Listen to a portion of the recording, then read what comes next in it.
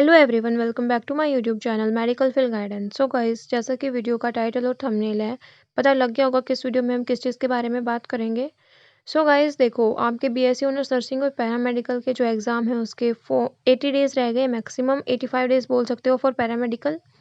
तो इस बचे हुए टाइम में आप लोग किस तरीके से पढ़ाई करो, क्या आपका टाइम टेबल या शेड्यूल या परफेक्ट प्लान में बोलूँ होना चाहिए जिससे कि आपका बीएससी ऑनर्स नर्सिंग और पैरामेडिकल क्रैक हो जाए और मोस्टली आपको एम्स दिल्ली ही मिले।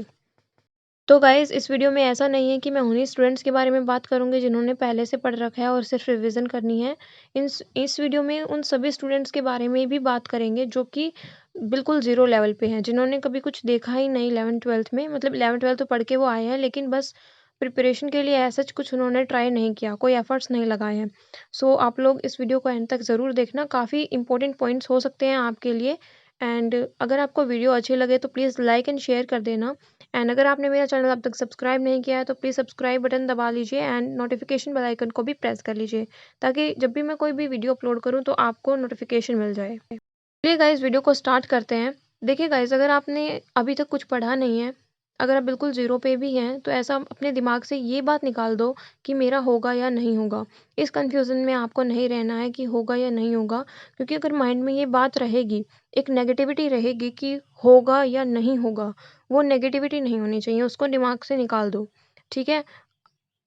सबसे बड़ा फैक्टर आपके ना सिलेक्शन का यही हो सकता है, तो इस बात को माइंड में नहीं रखना कि आपको सिलेक्शन होगा या नहीं होगा, इस कन्फ्यूज़न में नहीं रहना है आप लोगों को, ठीक है? दूसरी बात, अगर आप ज़ीरो पे भी स्टैंड कर रहे हो अभी, तो अभी अपने जो फिज़िक्स, केमिस्ट्री एंड बायोलॉजी है 11th-12th की, उसकी बुक्स निकालो जो एनसीईआरटी की हैं।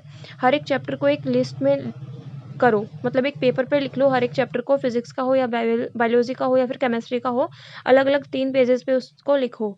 अब उन चैप्टर में से सेलेक्ट करो कि आपने ऐसे कौन से चैप्टर हैं जो आपको बहुत अच्छे से आते हैं, चाहे भले वो 1 या 2 चैप्टर हो, आपको ऐसे टिक मार्क करना है उन हर एक चैप्टर को जो भी आपको अच्छे से आते हैं, ठीक है? थोड़ा बहुत डाउट हो सकता है उनमें, लेकिन आपको आते हैं, उनमें आपको थोड़ा बहुत कॉन्फिडेंस है, उनको मार्क करो, ठीक है? ये काम आपको सबसे पहले करना है। दूसरा, ऐसे टॉपिक्स को सेलेक्ट करो जो कि आपको बहुत ज़्यादा टफ लगते हैं, आपको पढ़ने का उनको मन ही नहीं करता या फिर वो बोरिंग लगते हैं, ऐसे टॉपिक्स को आपको सेलेक्ट करना है। थर्ड कैटेगरी आपको बनानी है ऐसे टॉपिक्स की जो कि आपको आते तो हैं, लेकिन बस आपने ऐसे ही नहीं पढ़े, वो मतलब ईज़ी हैं, बस पढ़े नहीं हैं आपने कभी वो, ठीक है? मैंने आपको 3 कैटेगरी यहाँ पे बताई हैं, तीनों कैटेगरी सेलेक्ट करनी है। एक जो आपने अच्छे से आती है आपको, उसमें मेबी चाहे 1 चैप्टर हो या 2 चैप्टर हो, चाहे 10 चैप्टर हो। एक कैटेगरी ऐसे बनानी है जिसमें आपको सारे चैप्टर्स आते हों, एक कैटेगरी ऐसी जिसमें सारे चैप्टर आते हैं, लेकिन वो कर नहीं रखे। मतलब उनको एक बार भी आपने पढ़ा नहीं है, बस स्कूल टाइम में कभी पढ़ा था तो आपको अच्छे से आते हैं, तो इस वजह से आपने उसको कभी दोबारा भी हाथ नहीं लगाया है। थर्ड कैटेगरी में वो चीज़ें आती हैं जिनसे आपको डर लगता है, बोरिंग लगती है, उन सबको ऐड करो। अब आपको क्या करना है, अब आप AIIMS BSc honours nursing and paramedical का जो इम्पोर्टेंट या मेजर सेक्शन है उसको देखो। क्या होगा कि AIIMS BSc honours nursing and paramedical में मेजर कहाँ से टॉपिक आते हैं, ठीक है? जो आपने चैप्टर्स कर रखे हैं उनमें से कौन सा ऐसा टॉपिक है जो कि मेजॉरिटी में आता है, मतलब मेजर क्वेश्चन वहाँ से आते हैं, और कौन सा है ऐसा माइनर का। सो सबसे पहले आपको मेजर वाले टॉपिक्स करने हैं जो एम्स में बहुत ज़्यादा इंपॉर्टेंट रोल प्ले करेंगे आपके लिए, ठीक है? जहाँ से आपके 60 टू 70 क्वेश्चन बनते हैं, आपको उन टॉपिक्स को सेलेक्ट करना है। अब आपका डाउट होगा कि ये टॉपिक हम कहाँ से सेलेक्ट करें, हमें तो पता ही नहीं है, प्रीवियस ईयर क्वेश्चन भी नहीं मिल रहे हमें तो गाइस, उसके लिए मैं वीडियो अपलोड कर दूंगी कि आप लोगों को कौन कौन सा चैप्टर यूनिट है जो कि आपको करके ही जानी है, ठीक है? उसके थ्रू आप आइडिया लगा लोगे कि आपके एम्स के मेजर टॉपिक कौन से हैं, माइनर टॉपिक कौन से हैं। 3 कैटेगरी आपने पहले बनाई थी, अब उन 3 कैटेगरी में से ये देखो आपके जो मेजर टॉपिक्स थे एम्स के लिए, उनमें से कौन से टॉपिक्स आ रहे हैं उन तीनों कैटेगरी में से उसमें। सो अगर आपके उस मेजर कैटेगरी में ऐसे टॉपिक आ रहे हैं जो आपने बिल्कुल नहीं पढ़े, आपको डर लगता है उनसे, सो सबसे पहले आपको उन्हीं टॉपिक्स को करना है, ठीक है? आप एक टू डू लिस्ट बनाओ रोज़ की रोज़ कि आपको आज फिजिक्स के ये जो जिनसे मुझे डर लगता है इन चैप्टर्स को करना है, आज मुझे केमिस्ट्री के इस चैप्टर को करना है, आज मुझे बायोलॉजी का मुझे इससे डर लगता है, मुझे इस चीज़ को करना है। जब आप रोज़ एक चैप्टर को उठाओगे, 2 चैप्टर उठाओगे, सबसे पहले आप सबसे कम से स्टार्ट करो। ऐसा नहीं है कि आप शुरू दिन में ही एक टू डू लिस्ट बना रहे हो, उसमें आपने सारे 5-6 चैप्टर भर दिए जो आप जिनको आपको सबसे डर लगता है, ऐसा नहीं करना। आपको सबसे पहले उन चैप्टर्स को करना है जिनसे आपको डर लगता है, बोरिंग लगते हैं, ठीक है? और वो मेजर हैं, सबसे इम्पोर्टेंट बात, उन टॉपिक्स को करोगे।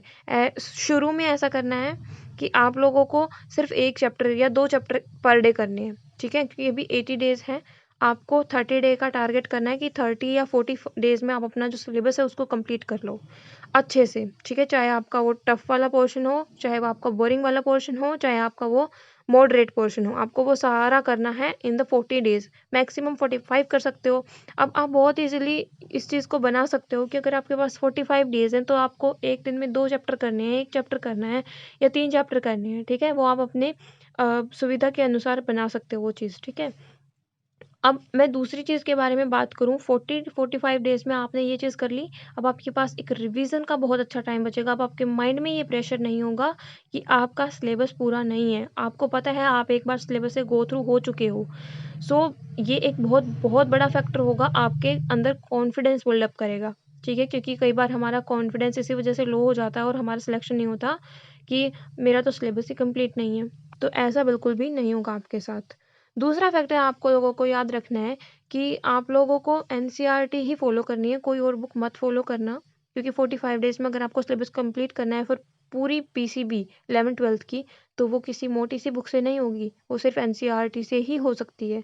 सो मेक श्योर आप एनसीईआरटी को पढ़ो। एनसीईआरटी ये नहीं कि बस आपने एनसीईआरटी उठा ली और उसको बस पढ़ना शुरू कर दिया। आपको तेज़-तेज़ आवाज़ में बोलकर पढ़ना है और पेन लेना है या हाइलाइटर जो भी आपके पास है उसको अंडरलाइन करते हुए पढ़ना है।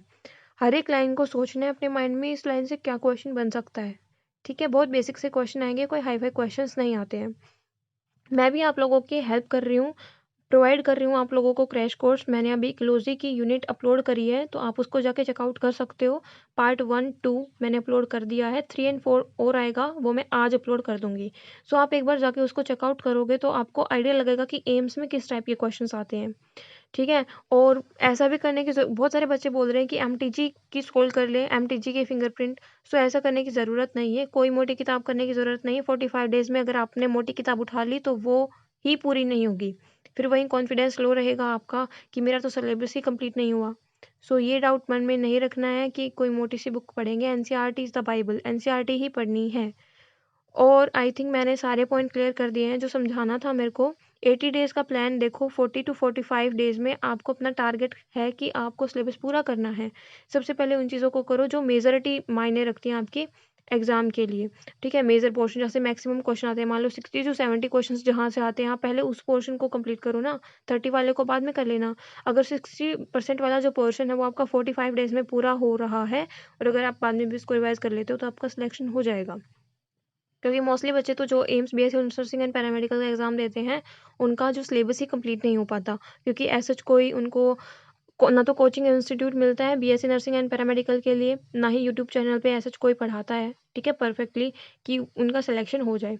तो आपको इस चीज़ को अपनी स्ट्रेंथ बनाना है कि हाँ, मुझे सिलेबस कम से कम कंप्लीट तो करना है ताकि मेरा सिलेक्शन हो जाए, मुझ में कॉन्फिडेंस बिल्डअप हो। गाइज़, और एक और बात, अगर आप लोग 1 डे का टारगेट बना रहे हो तो स्टार्टिंग में ऐसे मत सोचना कि मैं 5 से चैप्टर करूँगी। स्टार्टिंग में सिर्फ 1 या 2 चैप्टर का ही करना, क्योंकि वहीं हो पाता है स्टार्टिंग में। धीरे-धीरे आप उसको प्रोग्रेस के तरफ लेके जाना कि आज आप 1 चैप्टर कर रहे हो, कल भी 1 चैप्टर कर लो, कोई दिक्कत नहीं है। 2-3 दिन तक 1-1 चैप्टर रखो, 3 दिन बाद आप 2-3 चैप्टर कर सकते हो, तब आपकी हैबिट हो जाएगी, ठीक है? सो ऐसा ही करना है, ऐसे नहीं है कि आपने एकदम से 5-6 चैप्टर कर लिए तो फिर आपका माइंड जो है वो बर्डन फील करने लगता है और वो चीज़ नहीं हो पाती। थोड़ी-थोड़ी करो पहले, सबसे पहले अगर आप थोड़ी-थोड़ी करोगे ना तो बाद में ज़्यादा-ज़्यादा की प्रैक्टिस हो जाएगी। और कोई ज़्यादा क्वेश्चन प्रैक्टिस की ज़रूरत नहीं है, बार-बार एनसीईआरटी को ही पढ़ना है। मैं बार-बार बोल रही हूँ, एनसीईआरटी से ही सिलेक्शन हो जाएगा। कोई और फालतू चीज़ पढ़ने की ज़रूरत ही नहीं है।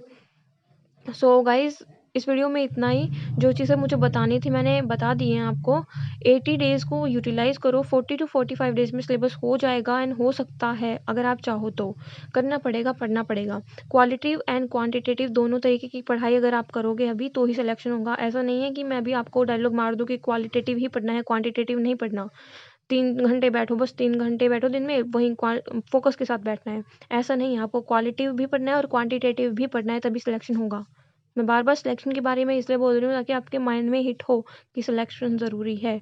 अगर आपको आता है सब कुछ तो ऐसा नहीं कि मुझे बस सिलेक्शन लेना है। अगर आपको इतनी अच्छे से चीज़ें आती हैं तो एम्स दिल्ली का टारगेट रखो, क्योंकि एम्स दिल्ली से तो बेटर कोई जगह है ही नहीं।